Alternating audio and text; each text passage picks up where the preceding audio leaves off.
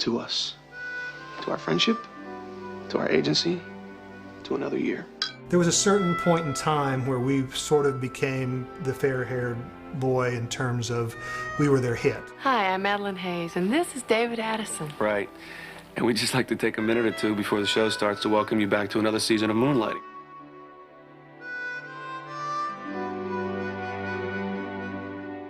I wasn't much interested in doing 22 of anything. If I couldn't do them well, I was much more interested in doing what I did well. I had figured out sort of the dirty secret of television at that moment, which was enormous profits were being made. So some of that could certainly be plowed back into the making of the show. This was basically a network show. So we did things both from I think from a financial standpoint that most episodic shows couldn't do. We'd have these execs just hawking the hell out of Glenn. All they're worried about, the execs are worried about the numbers, the money. I remember giving this lecture to the executives at ABC, because they were very upset we were spending all this, until the show became an enormous hit, which it did fairly quickly, but we were spending all this money, and I said, but here's the thing, I said, you'll spend all this money on our show, but you can run it 3 and 4 times and it'll still get a 30 share, and it did. I said, because there's so many jokes buried in it, you really need to watch it 2 or 3 times. It's like a Marx Brothers movie in the sense of the density of the jokes. And I really thought this made sense as an argument. I mean, I would say it to anybody who would listen. Why should all television shows cost the same amount of money? Why should they? Because back then that was the thing. If it was an hour, we pay you this much money to make the show. And I thought that was asinine. Our show costs more, and what's the problem? The thing that they really had the most problem with was we weren't able to meet all our air dates. And I think there was more pressure about that than there was about the financial. I think if they had to choose between spend more money and get it on the air, they would have spent more money. The show aired on Tuesday night. And on 1 or 2 occasions, I remember coming in at 7 o'clock in the morning on a Tuesday and shooting a scene, or even 2 small scenes, for that episode that aired that night. The story was that one week, I believe, we made the satellite feed by a half hour. A lot of times, because we were so late, they would literally beam the show wet to the East Coast, and we would get away with a lot of stuff that at the time was pretty risque for TV. Get your hand off my behind. Is that your behind? Is that my hand? You know, that's what I like about this place. You learn something new every day. Would you get serious? Maddie, I just have my hand on your behind. If I get any more serious, they're going to move us to cable. Sometimes there'd be delays in scripts and stuff like that.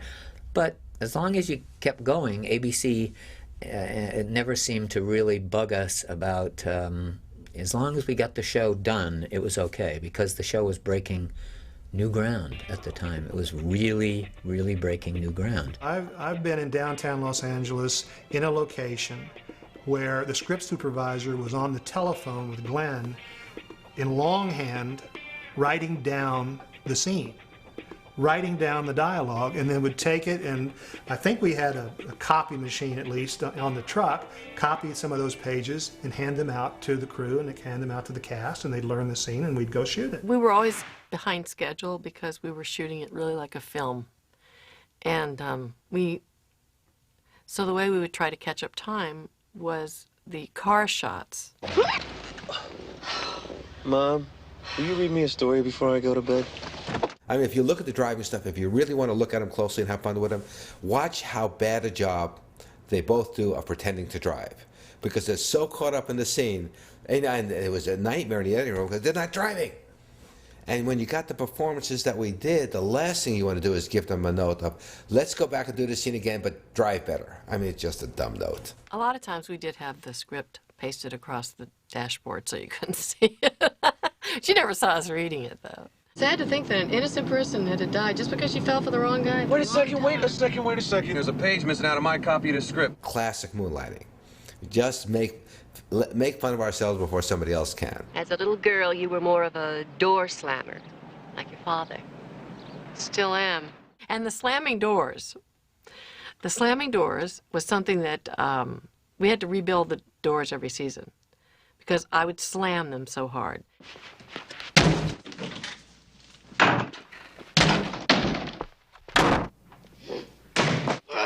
Of course I'll step into your office. The thing that I loved most, I think, about working on Moonlighting is that if we wrote a joke, and let's say 20 million people were watching the show, and it's like, you'd think, okay, 12 million people will get this joke, but 8 million won't. Glenn would say, it's great, throw it out, let's do it, let's put it in. When I worked on other shows, it's like, not everyone's gonna get it, so we can't use it. And I think that's why it was so much fun. And we just wrote everything we could think of. That was all Glenn's doing. I mean, Glenn created the atmosphere, Glenn created the mold, and he said something that no one ever said in a sitcom to us, which is, what's the truth of the scene? Emotionally, what's it about? And things like, people don't care how you figured out who was the murderer. They care about what's going on between David and Maddie. That was the truth of the scene. That was a revelation to us, and that was something we took to heart then and ever since. Anybody could have an idea. There was no real ego. Nobody had an ego. It's this is my show, or that was another great thing about Jay and Glenn. Working in the writing room at the beginning, it was a little scary because it was a completely new thing, but it was mostly a really thrilling thing because we sort of knew right away that we could try almost anything. We could try things that hadn't been tried before. That template was there. When we did the black and white show, Dream Sequence Always Rings Twice, ABC originally pleaded with us not to film it in black and white. To film it in color, we'll take the color out. And I had enough experience at this point with the network to realize that was a fool's mission. So we literally went out and got the old cameras and the old film stock, and then discovered there was no lab in Hollywood that would develop it for us. Nobody wanted to take the liability. Finally, we were able to convince MGM Labs to develop this film in black and white. We put it together, and we knew we really had something special, but ABC was still terribly concerned that we were showing this black and white television show, in 1986. Again, Glenn had so much balls to stand up to the network so many times to protect the show and to do things like that, because yes, it would have been so easy to do it in color and then say, well, we'll take the black and white out later, but it doesn't look the same. And they felt that, like The Wizard of Oz, which was a movie that was shown in this country every year, and every year they went to great lengths to explain to people the first part is in black and white, the second part is in color, there's nothing wrong with your television set. ABC felt it was important for us to offer that kind of assurance to the audience. So we thought, well, who should do this? I don't know, again, it just cracked me up. Orson Welles, here's the man who probably made the most beautiful black and white film, ever. So I wrote this thing, which he ultimately said, about, very special monochromatic, blah, blah, blah, blah, blah, moonlighting, so get grandma and the kids and lock them in the basement. And it was a pretty funny thing, and I called him up and said, would you be interested in doing this thing? And to my amazement, he said, well, I'll send it over. So I sent it over, and he called back and said, I think it's funny. In this age of living color and stereophonic sound, the television show Moonlighting is daring to be different. I met him October 4th, I remember, because it was my mother's birthday. And he passed away October 11th, just exactly 1 week later. And we took pictures, and I had my script with me, and I got his autograph. So right where it said, written by and our names, he signed it. And, that was just such a thrill. I remember standing on the stage and saying, I'm actually here, and that's Orson Welles. And then I sort of felt something, and I looked around, and the stage had filled with people. Everybody very reverently, very silently had just sort of wandered in, standing in the shadows, watching Orson Welles. And I'll never forget that. There was something about it. I thought it was very surreal, but most of my experience on Moonlighting was pretty surreal. Don't tell me the cornet player. Name's Chance. Chance, Cash, Johnny, Brick, Lonesome, Shane, McCoy. You can call me Zach. From the first day of dailies, there was something very special about it.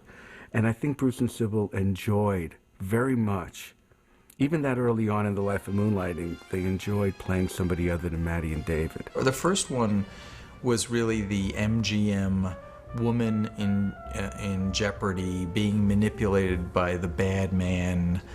The camera was, moved with them and kind of danced with them in that, more that MGM classic way. And the second part was the Warner Brothers, you know, much Raymond Chandler voiceover. I was the kind of where the guy is really the victim. And it was much more cutty and stylistic, and you had the, you know, road signs coming at you. How long was I supposed to walk the streets? How much guilt was I supposed to be feeling? How long would those signs float over my head? So we tried to emulate that, and that's always fun. I mean, that's a challenge to look at something and then copy it, but not make fun of it. I think that was, it was really homage, not parody. There was a scene in which Bruce is sitting in the window of his hotel room, and he has a sign in the back of him. It's the sign, the neon sign that says hotel, but Glenn had set it up so it just says hot, and then he's playing his trumpet, but he's faking a number. And I'm thinking, well, now how am I going to deal with this to make sure that this looks really, really good on camera? So what I did is I used the freeze frame on my VCR, and I did a freeze frame of every one of his valve moves on the trumpet, and I made a chart for myself, and then I figured out every possible note that could be played with every one of those valves, and then I composed an original melody that wove its way through that chart so that when the music was played in post-score and added to Bruce's picture, it would look like he was really, really playing the trumpet. I always play my horn with my shirt off, late at night, by an open window, next to a flashing neon light. I know I look good that way. You know, the black and white show, Sybil just looked terrific in that. There's this one move that she does where she flips her hair back, and I was going, whoa, that is so sexy. Part of the fun of the dream sequence was, you know, you got to have these two people kiss without him being a real kiss because they were in the dream sequence. But those were great kisses. It was really a matter of just putting together these great pieces of film that Peter Werner and obviously Glenn's words and the actors gave us. But it was the most extraordinary hour of television I've ever worked on. For like 2 years, it just felt like everything we did was golden. And you got to give that to Glenn because, you know, it all comes down from that guy. I mean, there were moments in all of these things that I just thought, you know, the one that really comes to mind, which I thought was great, was the end of one of the Christmas shows when they walked off the set and there we all were, you know, singing Noel.